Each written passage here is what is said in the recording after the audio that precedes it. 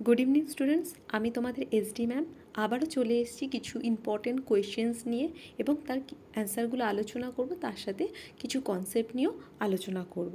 এই কোয়েশ্চেন্সগুলো কিন্তু কোনো প্র্যাকটিস সেটের কোয়েশ্চেন্স নয়, এগুলো সবই প্রিভিয়াস ইয়ারের কোয়েশ্চেন। তোমরা এখান থেকে একটা ধারণাও পেয়ে যাবে যে ইকোনমিক্সে এখন কম্পিটিটিভ এক্সামগুলোতে কী কী টাইপের কোয়েশ্চেন্স আসছে। সুতরাং দেরি না করে শুরু করি। Who is known as the founding father of macroeconomics? এর আগের দিনও কোয়েশ্চেনে এই কোয়েশ্চেনটা ছিল। এই কোয়েশ্চেনের অ্যান্সারটা হবে জন মাইনার্ড কেইন্স বা এ। এর আগে বলেছি যে আমাদের যে ট্র্যাডিশনাল ইকোনমিক্স আছে তার যে জনক বা ফাদার আমরা কাকে বলে থাকি? অ্যাডাম স্মিথকে। আর যদি বলি যে মডার্ন ইকোনমিক্সের ফাদার আমরা কাকে বলি, বা যদি ম্যাক্রো ইকোনমিক্সের ফাদার কাকে বলি, তখন আমরা বলবো কেইন্সে বা জন মেয়ার্ড কেইন্সকে বলতে পারি। ঠিক আছে, নেক্সট কোয়েশ্চেন। এই কোয়েশ্চেনটাতে কী বলেছে? GDP that takes into account the cost in terms of environmental pollution exploitation of natural resources is called. কী বলা হয়? এটাকে বলা হচ্ছে গ্রিন জিডিপি। এটাকে বলা হয় গ্রিন জিডিপি। মানে হচ্ছে, দেখো জিডিপি জিনিসটা কী? এটা গ্রস ডোমেস্টিক প্রোডাক্ট, এটা তো ফুল ফর্ম হলো, কিন্তু জিডিপির কনসেপ্টটা কী? এটা কাকে বলে?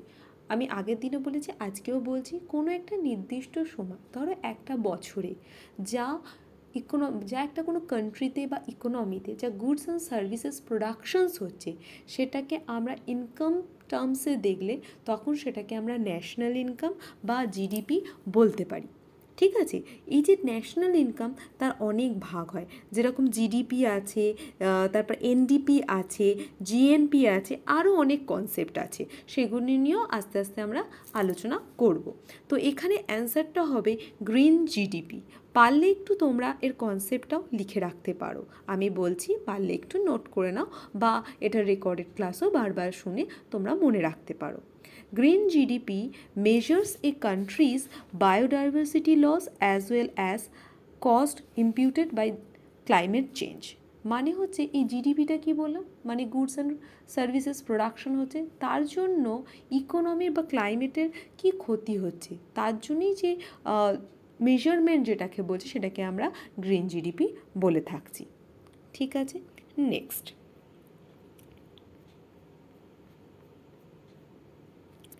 Which of the following angles of the flow of factor payments forms the basis of estimate the national income? আজকে যে কোয়েশনসগুলো আছে ম্যাক্সিমামই ইকোনমিক্সের ন্যাশনাল ইনকাম চ্যাপ্টার বা জাতীয় আয় চ্যাপ্টারের।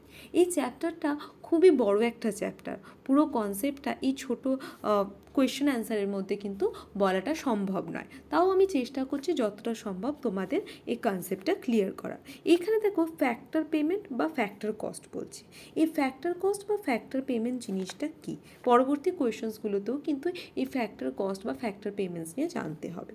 মানে হচ্ছে, ধরো যে গুডস অ্যান্ড সার্ভিসেস প্রোডাকশন করছে কোনো প্রডিউসার বা কোনো উৎপাদক, যে প্রোডাকশন করছে তার জন্য তাকে কিছু বা উপকরণ ব্যবহার করতে হচ্ছে, বা যদি বলতে পারি উৎপাদন খরচ হচ্ছে। ধরো আমি একটা পেন তৈরি করছি, সেই পেনটার নিব, তার কভার, তার ক্যাপ, সব কিছুর জন্য আমার র মেটেরিয়ালস রাখছে, বা যারা তৈরি করছে তাদেরকে ওয়েজেস দিতে হচ্ছে লেবার্সের, তো সেগুলো আমার কি চলে যাবে? ফ্যাক্টর কস্ট বা ফ্যাক্টর পেমেন্টের মধ্যে চলে যাবে। সেইটা ক্যালকুলেশনের জন্য এইটা বলা হয়েছে। তো এখানে শুধু অ্যান্সারটা একটু জেনে রাখো, ইনকাম ডিস্ট্রিবিউশন অ্যাঙ্গেল, এইটুকুন জানলে এখানে হবে। নেক্সট, এই দেখো বলতে বলতেই কোয়েশ্চেন এসে গেছে। NDP at factor cost equal to GDP at factor cost minus কী হবে? তো প্রথমেই বলি এই ফ্যাক্টর কস্টটা আর একবার বলে দিই, যে ধরো তুমি একটা প্রডিউসার, তোমরা একটা প্রডিউসার, তোমরা গুডস অ্যান্ড সার্ভিস বা কোনো একটা পেন প্রোডাকশন করবে, তার জন্য কি তোমার র মেটেরিয়ালস রাখবে, ওয়েজেস দিতে হবে, বা কোনো তুমি যে জায়গাটায় করছো সেই জায়গাটার রেন্ট দিতে হবে, বা সেটাকে কিনতে হবে, তো সেগুলো তোমার কি হয়ে যাচ্ছে? ফ্যাক্টর কস্টের মধ্যে চলে আসছে। তো এখানে হবে GDP at factor cost minus কোনটাকে মাইনাস করবো? এখানে আমরা ডিপ্রিসিয়েশনকে মাইনাস করব। এই যে চারটে টার্মস আছে, এই চারটে টার্মস নিয়ে একটুখানি আলোচনা করে নিই। ডেপ্রিসিয়েশন মানে কি হবে? ধরো তুমি একটা ফোন কিনেছো, একটা ধরো একটা আইফোন কিনেছো তোমরা, তো আইফোনটা ধরো 1 লাখ টাকা দাম, একদিন কিনে পরের দিনই হয়তো এটা নতুন তোমার একটা ফোন বেরিয়ে গেছে, তুমি ফোন কিনতে পছন্দ করো, তো তোমার কাছে টাকাও আছে, তুমি ধরো একদিন ইউজ করেই তুমি নেক্সট দিনই মানে 24 ঘন্টা হওয়ার পরে তুমি ওটাকে সেল করে দিয়েছো, কিন্তু তুমি যে একদিনও যে ব্যবহার করেছো তার জন্য তোমাকে কি করতে হবে, সেটার একটা কস্ট আছে, সেটা কি সেকেন্ড হ্যান্ড হয়ে গেল, যে কিনবে সে কখনোই সেটা ফার্স্ট প্রাইজে সেটা কিনতে চাইবে না, তার জন্য সেটাকেই কি বলছে বা তুমি যেটা ব্যবহার করার জন্য যে কস্টটা পড়লো সেটাকে তোমাকে ডেপ্রিসিয়েশন বলে। তারপর দেখো বললাম ইনডাইরেক্ট ট্যাক্স। এবার ট্যাক্সটা কী জিনিস, এটা ট্যাক্সেরও একটা চ্যাপ্টার হয় ইকোনমিক্সে।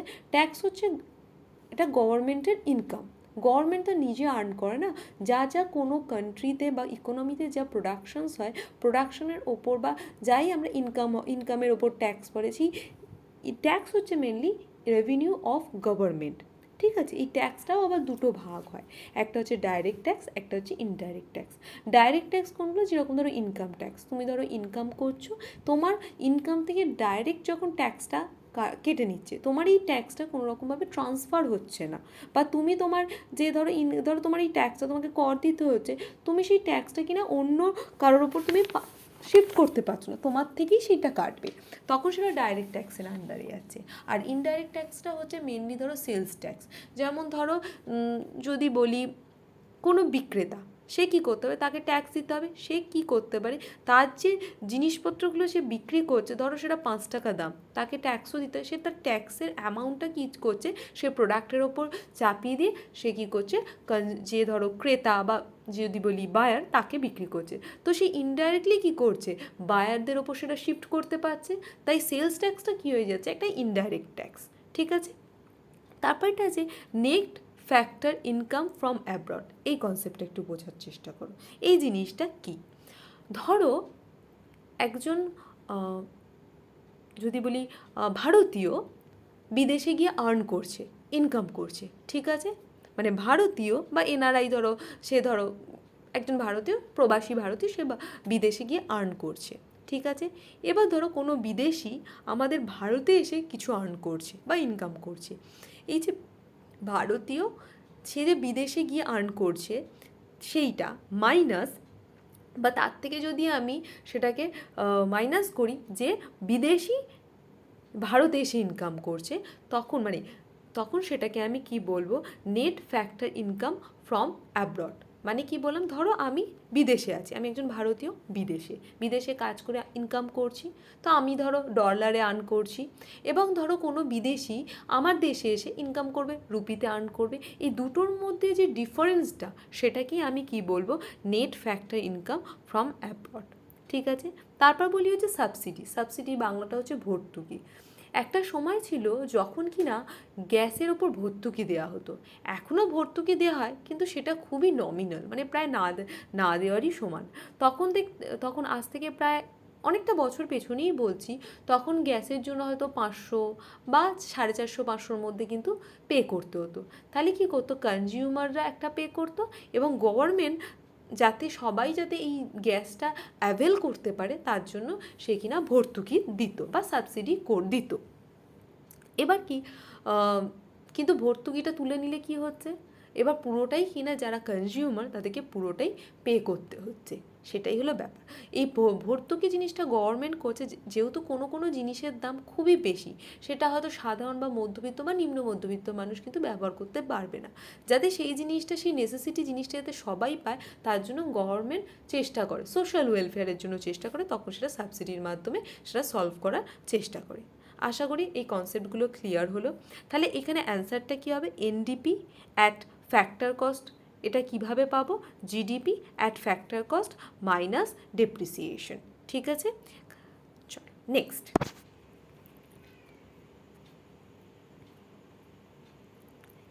এখানে একটা ছোট ম্যাথস আছে, তাহলে বুঝতে পারছো যে আমাদের ইকোনমিক্সটা কতটা জানতে হবে। তোমরা যদি মনে করো যে তোমরা আমাদের পেড ব্যাচে জয়েন করবে এবং ইকোনমিক্সের এই বেসিক কনসেপ্ট থেকে অ্যাডভান্স কনসেপ্ট তোমরা পুরোটা নেবে, তাহলে অবশ্যই তোমরা কন্ট্যাক্ট করতে পারো বা হোয়াটসঅ্যাপ করতে পারো ডিটেলসের জন্য। হোয়াটসঅ্যাপ নাম্বারটা হচ্ছে 8813005030। তোমরা সমস্ত জিনিস এখান থেকে জেনে যেতে পারবে। ঠিক আছে, তো এবার কোয়েশ্চেন্সে যাই। দেখো, what is the domestic income if national income is 10,000 crore and net factor income from abroad is rupees 2,000 crore? তাহলে এটার একটা ফর্মুলা আছে। ফর্মুলাটা কি?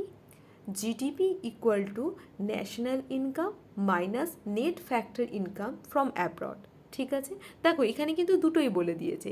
এখানে ন্যাশনাল ইনকাম কত সেটাও বলে দিয়েছে, তারপর দেখো net factor income from abroad সেটাও বলে দিয়েছে। তাহলে কি হচ্ছে, ন্যাশনাল ইনকামটাকে কোনটাকে বলছে, তোমাকে জিএনপি, জিএনপি বলবো না, এটা হচ্ছে তোমার, হ্যাঁ জিএনপি, জিএনপি হচ্ছে gross national product.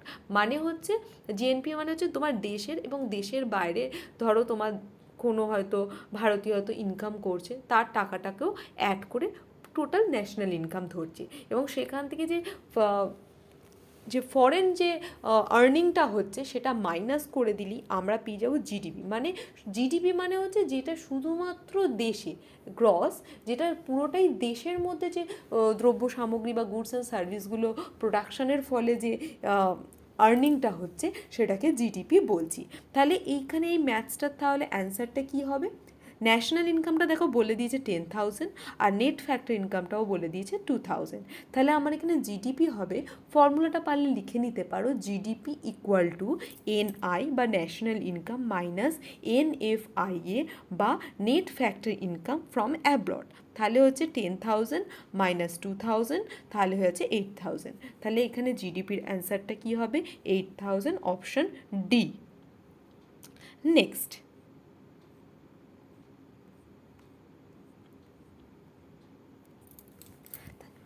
which of the following is not included in the value added method of calculating national income?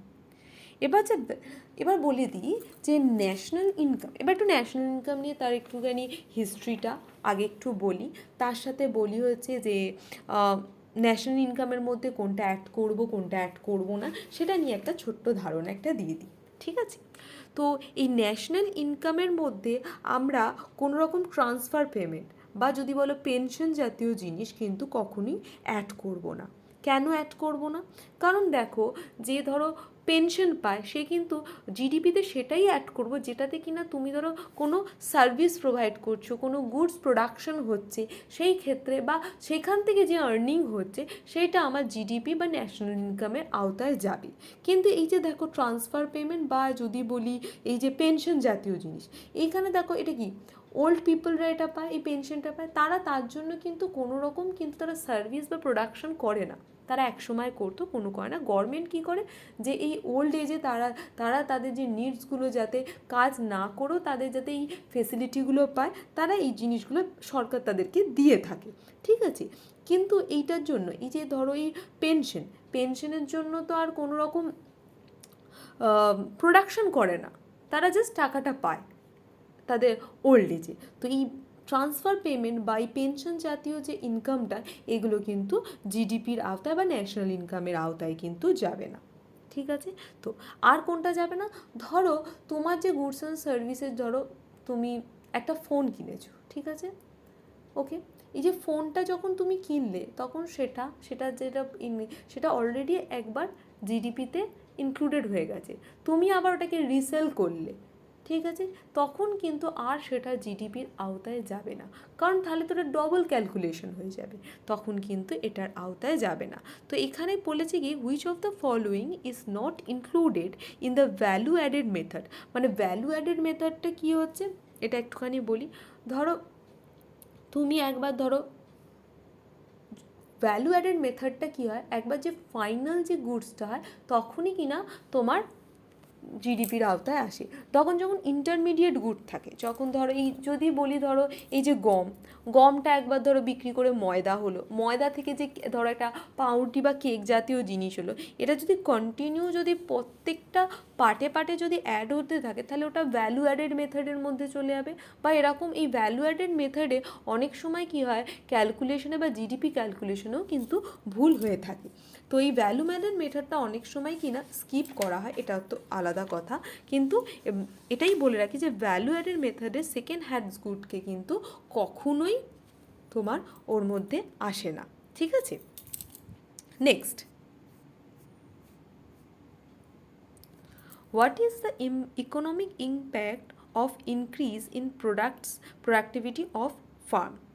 তাহলে তুমি ধরো কোনো ফার্মের প্রোডাক্টিভিটি বাড়ানো মানে কী করতে হবে, মানে এটা ইম্প্যাক্টটা কি, ধরো কোনো ফার্ম ধরো তার প্রোডাক্টিভিটি বাড়াচ্ছে, সে প্রোডাক্টিভিটি বাড়াচ্ছে মানে কি, সে ন্যাশনাল ইনকামে পার্টিসিপেট করছে বা সে তার প্রোডাকশনটা ইনক্রিজ করেছে মানে কি, সে দেশের জাতীয় আয় ইনকামটাকে বৃদ্ধি করছে। তাহলে এখানে কোয়েশ্চেন হচ্ছে হোয়াট ইজ ইকোনমিক ইম্প্যাক্ট, মানে বলছে যদি কোনো উৎপাদক বা কোনো ফার্ম যদি কি করে তোমার, মানে সে কীভাবে ইকোনমিতে ইম্প্যাক্ট করবে, যদি তোমার প্রোডাকশনটা যদি সে বৃদ্ধি করে তাহলে সে কী করবে, ইনক্রিজ বা এই যে increase in gross domestic product, increase in gross domestic product, তাহলে কি সে ইকোনমি থেকে সে ন্যাশনাল ইনকামটা বৃদ্ধি করতে বা ইনক্রিজ করতে কী করবে, সে হেল্প করবে। ঠিক আছে, এবার ধরো এটা বলার সাথে সাথে একটুখানি কোয়েশ্চেনের মধ্যে পড়ে না, তবুও আমি একটু জানিয়ে রাখি তোমাদেরকে, এই যে ন্যাশনাল ইনকামের যে হিস্ট্রি বা এটা ফার্স্ট কে বলেছিল, এটা যদি এই ব্যবস্থাটা প্রথম কে মাথায় এনেছিল তাহলে বলতে হবে দাদাভাই নওরোজি। 1867 থেকে 68-এর মধ্যে তিনি এই নির্ধারণের এই ব্যবস্থাটা তিনি এনেছেন, যে জাতীয় আয় নির্ধারণটা সর্বপ্রথম এই ব্যবস্থাটা কে এনেছিলেন, তাহলে অ্যান্সারটা হয়ে যায় দাদাভাই নওরোজি 1867 থেকে 68 মধ্যে। কিন্তু এই যে গণনা পদ্ধতি, উনি ব্যবস্থাটার কথা বলেছিলেন, কিন্তু এই গণনা পদ্ধতিটাকে এনেছিলেন, মানে কীভাবে ক্যালকুলেশনটা হবে সেটা এনেছিলেন হচ্ছে ডক্টর VKRV রাও। তিনি এটার মানে ক্যালকুলেশন, মানে এই জাতীয় আয়টা তো একটা ম্যাথামেটিক্যাল ক্যালকুলেশন, সেই ম্যাথামেটিক্যাল ক্যালকুলেশনটা কে করেছিল, সেটা হচ্ছে VKRV রাও। ঠিক আছে, হ্যাঁ, আরেকটা জিনিস বলতে হবে যে এই যে ন্যাশনাল যে ইনকাম বা জাতীয় আয়টা, এটা কোন কমিটি বা কার দায়িত্বে ছিল, মানে এটা ক্যালকুলেশনটা কে করছিল, এই পরিসংখ্যান এই যে জিনিসটা সেটা করেছিল হচ্ছে সেন্ট্রাল স্ট্যাটিস্টিক্যাল অর্গানাইজেশন। স্টার্ট করেছিল কবে, 1955-এ, বা এটাকে আমরা যদি শর্টে বলি, এটা পরবর্তী কোয়েশ্চেনেও আছে, CSO। তাহলে কি বলতে হবে, ন্যাশনাল স্ট্যাটিস্টিক্যাল অর্গানাইজেশন প্রথম এই জিডিপি ক্যালকুলেশনের দায়িত্ব নিজের হাতে তুলে নেয়। ফার্স্ট কবে স্টার্ট করেছিল, 1955-এ। আরেকটা জিনিসও বলে রাখি, এই CSO কী করছে, এই যে ন্যাশনাল ইনকামের যে গণনা বা এই যে ক্যালকুলেশন মেথডটাকে কিন্তু তিনটে ভাগে ভাগ করা হয়েছে। আমাদের যে ন্যাশনাল ইনকামের যে ক্যালকুলেশনটা হয় সেটা মেনলি হয় হচ্ছে তোমার তিনটে টাইপের, একটা হচ্ছে প্রোডাক্ট মেথড, একটা হচ্ছে ইনকাম মেথড, একটা হচ্ছে এক্সপেন্ডিচার মেথড। এই মেথডগুলো অনেকগুলো ভাগ আছে, এটা এখনই এই পুরো ক্লাসের মধ্যে, নালে তো আমাদের ক্লাসের টাইমিংটা অনেকটাই বেশি হয়ে যাবে। তো শুধুমাত্র আমি এইটুকুনি জানিয়ে রাখছি যে আমাদের যে ন্যাশনাল ইনকাম সেটা তিনটে মেথড, সেই তিনটে মেথডটা হচ্ছে তোমার প্রোডাক্ট মেথড বা উৎপাদিত পণ্য পদ্ধতি, ইনকাম মেথড বা আয় পদ্ধতি, এক্সপেন্ডিচার মেথড বা ব্যয় পদ্ধতি। এই তিন পদ্ধতির মাধ্যমে কিন্তু আমাদের জাতীয় আয় বা ন্যাশনাল ইনকামের ক্যালকুলেশনটা হয়। নেক্সট,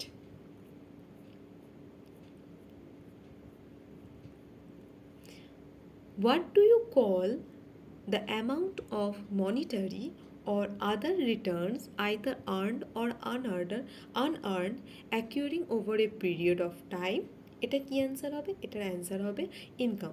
ভ্যালু এবং সার্ভিস তো কখনো, এটা বলছে অ্যামাউন্টের রেসপেক্টে, প্রাইসে কি কোনো দ্রব্যের দাম হতে পারে, সুতরাং সেটা কখনোই হবে না।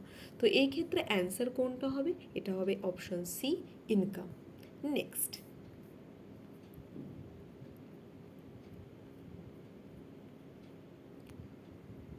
which of the following sectors of the economy has the highest share in India's GDP? এবার জিডিপি মানে আমাদের জাতীয় আয় ইনকামে, আমি প্রথমেই আগের দিনই বলছিলাম যে আমাদের তিনটে সেক্টর আছে, একটা কি প্রাইমারি সেক্টর বা এগ্রিকালচারাল সেক্টর, একটা ম্যানুফ্যাকচারিং সেক্টর বা ইন্ডাস্ট্রিয়াল সেক্টর, একটা সার্ভিস সেক্টর বা টার্সিয়ারি সেক্টর। এগ্রিকালচার সেক্টরে টোটালি এগ্রিকালচার রিলেটেড, সেখানে ফার্মার্সরা তাদের প্রোডাকশনস করে। ম্যানুফ্যাকচার বা ইন্ডাস্ট্রিয়াল সেক্টর বিভিন্ন ফ্যাক্টরি যারা ইকুইপমেন্ট বা যারা বিভিন্ন রকম টাইপের টেকনোলজিক্যাল বিভিন্ন রকম জিনিসপত্র তৈরি হয়েছে। আর টার্সিয়ারি সেক্টর যেখানে কিনা সার্ভিস প্রোভাইড করা হয়। সার্ভিস বলতে ধরো যদি বলি ব্যাঙ্কিং সেক্টর, টেলিকমিউনিকেশন সেক্টর, বিভিন্ন টাইপের যেখানে সার্ভিস প্রোভাইড হয় বা কোনো রকম প্রোডাক্ট নয়, সেখানে সার্ভিস প্রোভাইড হয়, সেটাকে আমরা সার্ভিস সেক্টরের মধ্যে চলে আসে। বর্তমানে জিডিপির সবথেকে ম্যাক্সিমাম দিচ্ছে হচ্ছে সার্ভিস সেক্টর বা অপশন বি। নেক্সট,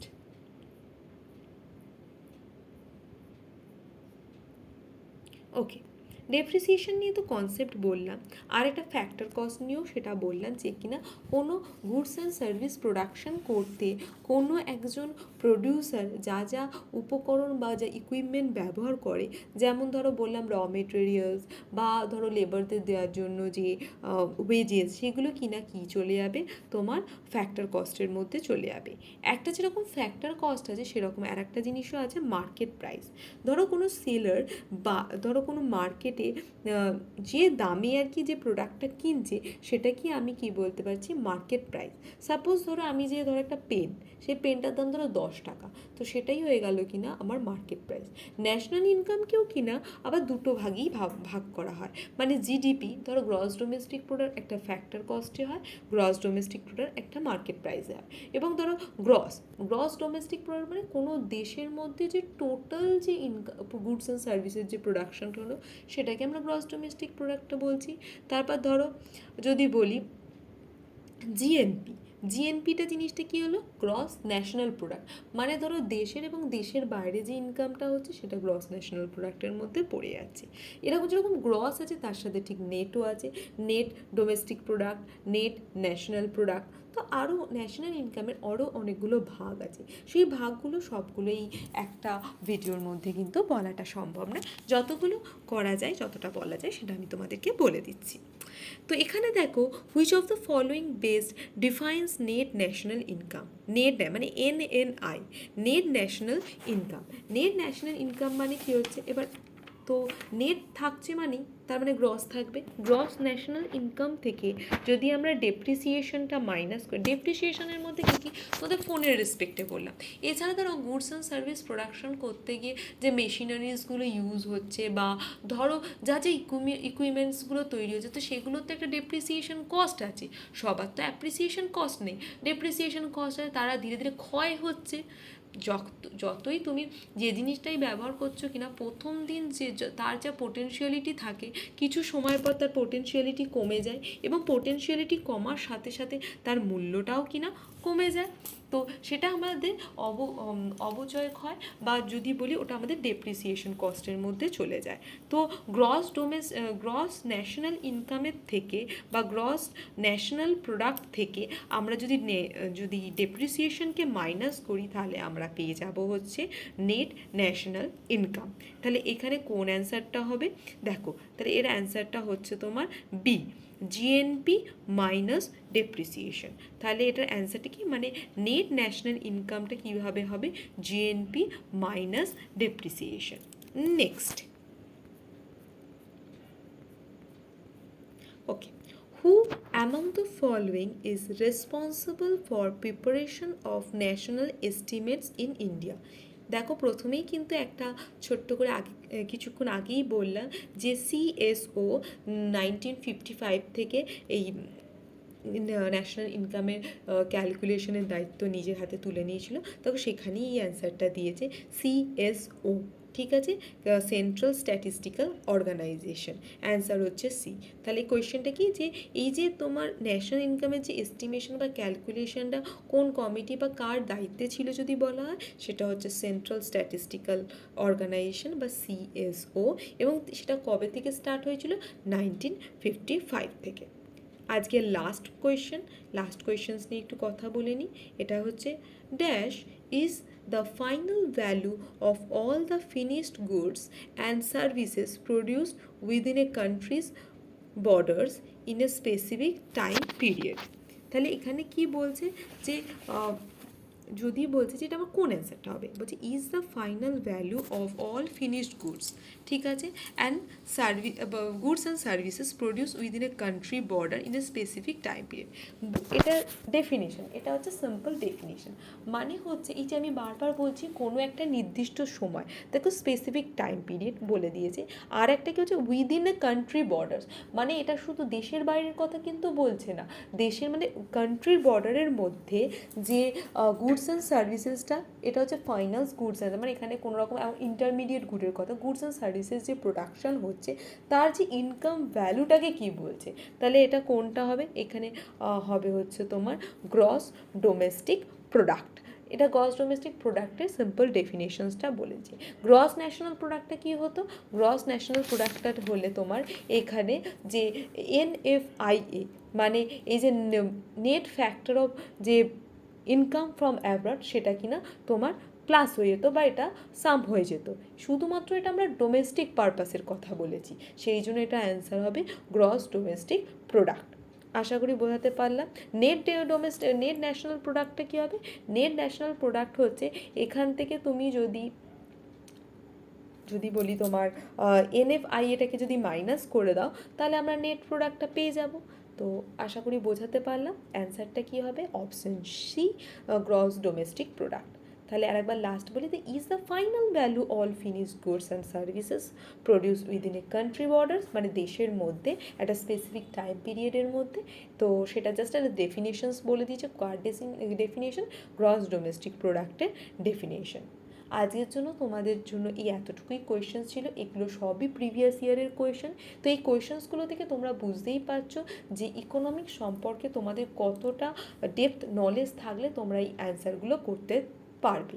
তো এইখানে যে আজকে যে কোয়েশ্চেনের আলোচনাগুলো করলাম সেটা ম্যাক্সিমাম পার্টটা ছিল ন্যাশনাল ইনকাম বা জাতীয় আয়ের চ্যাপ্টার।